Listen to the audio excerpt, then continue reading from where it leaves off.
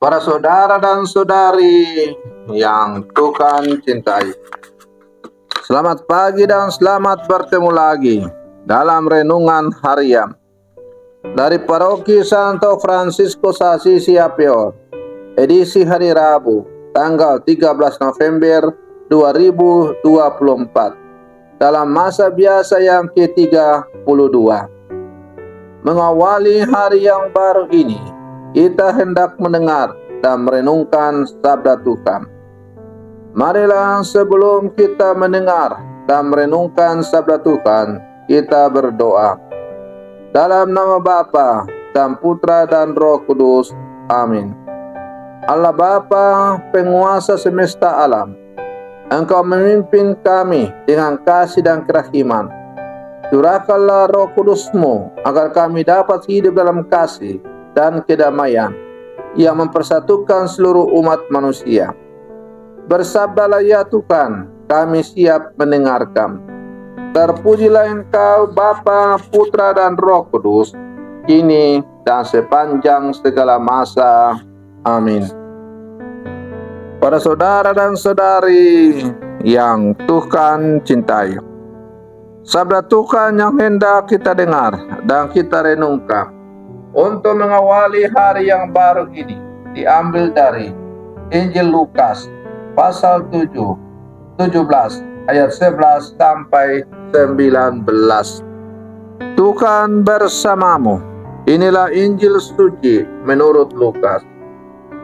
Dalam perjalanannya ke Yerusalem, Yesus menyusur perkotaan Samaria dan Galilea. Ketika ia memasuki suatu desa, datanglah 10 orang kusta menemui dia. Mereka tinggal berdiri agak jauh dan berteriak, "Yesus, Guru, kasihanilah kami." Yesus lalu memandang mereka dan berkata, "Pergilah, perlihatkanlah dirimu kepada imam." Dan sementara mereka dalam perjalanan, mereka menjadi tahir. Seorang di antara mereka ketika melihat bahwa dirinya telah sembuh, kembali sambil memuliakan Allah dengan suara nyaring. Lalu tersungkur di depan kaki Yesus dan mengucap syukur kepadanya. Orang itu seorang Samaria. Lalu Yesus berkata, "Bukankah ke-10 orang tadi semuanya telah menjadi tahir? Di manakah yang 9 orang tadi? Tidak adakah di antara mereka yang kembali untuk memuliakan Allah selain orang asing ini?" Lalu ia berkata kepada orang itu, "Berdirilah dan pergilah, imanmu telah menyelamatkan dikau." Demikianlah sabda Tuhan. Para saudara dan saudari yang Tuhan cintai, 10 orang berpenyakit kulit yang menajiskan dalam cerita Injil hari ini disembuhkan oleh Tuhan Yesus. Mereka mengalami penyembuhan yang sempurna, yaitu dipulihkan dari sakit fisik dan secara sosial keagamaan.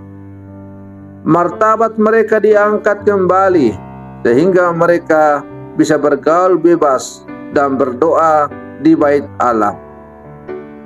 Namun dalam cerita itu hanya satu dari mereka yang datang kembali kepada Tuhan Yesus untuk bersyukur. Bukankah ke-10 orang tadi semuanya telah menjadi tahir? Di manakah yang 9 orang itu? Tidak adakah di antara mereka yang kembali untuk memuliakan Allah selain orang asing ini? Para saudara dan saudari yang Tuhan cintai, Tuhan Yesus mengasihi kita. Ia memulihkan keadaan kita yang sakit. Ia menyembuhkan luka-luka kita. Ia mengangkat kembali harkat dan martabat kita yang dilecehkan oleh dosa-dosa kita. sendiri. Ia memulihkan wajah kemanusiaan kita. Ia mengantar kita kepada keselamatan kekal. Karena itu, sudah pantas dan layaklah kita bersyukur dan memuliakan Dia.